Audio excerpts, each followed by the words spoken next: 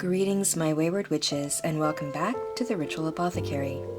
This quick little video is a follow-up on the bamboo charcoal video I uploaded earlier this month. In this video, I'll share some tips and tricks for using ritual incense and ritual teas for magical uses beyond their design scope. The first thing I want to mention is these suggestions are for loose incense that are made from all natural botanicals, resins, and woods that are ideally organic as well. Basically, no pesticides were used on them before they were harvested for use. This extends to all essential oils used in its creations as well. I do not recommend these tips if perfumes or scents, dyes, or chemicals of any sort are part of their creation. If you're not making your own incense, you can ask your supplier these questions. You should respect that ritual creation recipes will not be shared, but they should be able to tell you if their creations are all natural or not. For example, I know every ingredient in the incense I sell, and I can confirm they are all natural, and the essential oils are pure and organic. Now the fun begins, and by fun, I mean ritual creations.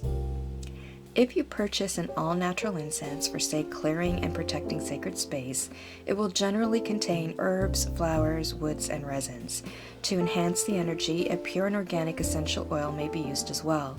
You can usually tell because the botanicals on their own generally do not have a very strong scent, so if your incense does, essential oils or unfortunately perfumes were added. You now have a simple base loose incense, but let's say you either can't burn incense due to allergies in your household, or you reside in a place that it's just not permitted, like usually dormitories. Or maybe you're simply out of charcoal discs, hopefully bamboo charcoal discs. To learn the benefits of bamboo over quick lighting discs, see the links above and below. But let's say you have an oil burner. This is inspired by something my grandmother and mother would do on the stovetop, but on a much smaller scale. You can fill the burner with water and add some of the incense to it. It will slowly simmer with the heat of the candle, and I actually find the slow, steady release and building of energy more sustainable at times for long rituals than the quick smoke and burn of incense on charcoal. This may also be a good technique to use if you're trying to engage water elements in your workings, or if tempers are high and you're looking to simply take a minute and decompress. The tea light is a gentler heat than the charcoal.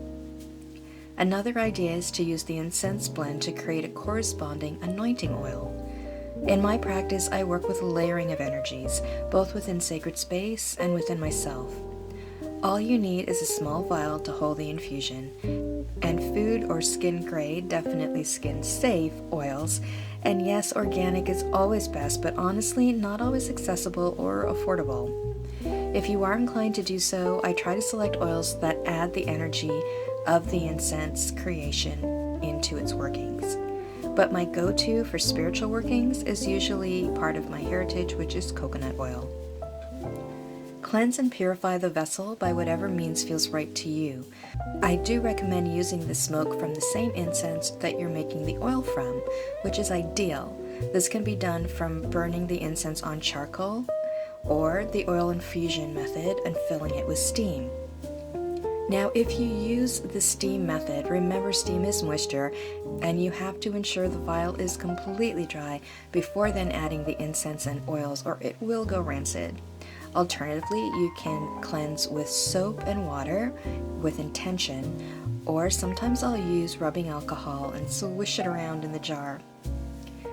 As you will be once again placing oil in this vial, please ensure it is completely bone dry, or the water droplets will cause the oil to turn rancid. And yes, I know I've already said it, but it bears repeating. You don't want to ruin all of your efforts. Now it's time to add the incense and top with the oil, restating your intentions and keeping that energy going as you shake the vial to merge them together. Leave the oil and herbs on your altar and shake them daily, reinstating that energy throughout the month. I generally go for a cycle and a half of the moon phase, which works out to about a month and a half, but have let some oils steep for several months. It's totally up to you. You can then strain the oil using a cheesecloth, but if I'm only using a small vial, I'll generally leave the botanicals in the oil, especially if it will be used daily. Both the oil and the incense can also be used to dress a candle with ritual intention. It doesn't have to be coated in the herbs like you often see in those beautiful Pinterest and Instagram photos. It just has to be intentionally created for your needs and dressed instinctively based on how you feel the energy needs to flow for your workings. Another way to work with your incense is to create a bath salt. If the incense contains pure essential oils that aren't considered harmful to the skin, you can add a little bit of your incense to a bath salt and have an amazing ritual soak. Another way that I like to work with incense is to create sprays, mists, and washes. There are several videos and blogs with different techniques for how to do this, but I do recommend looking up a few different websites and videos, as I found not everyone leaves something out. That's an important step. A lot of these recipes use water in their mix. Water does not have a stable shelf life, especially when paired with botanicals.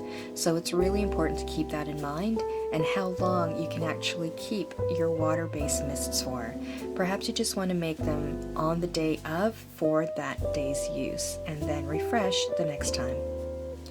Ritual teas can actually be used in the same ways, and you can also turn them into incense as well, simply by burning it as it is, which I demonstrated in a few videos where I offered tea to the spirits both on the bamboo charcoal and in oil burners.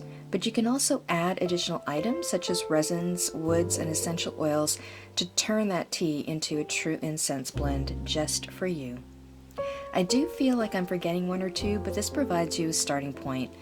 While you do need to be aware of what is in your incense and use your discretion based on that, there are plenty of ways to get the full use out of your incense purchase or creations.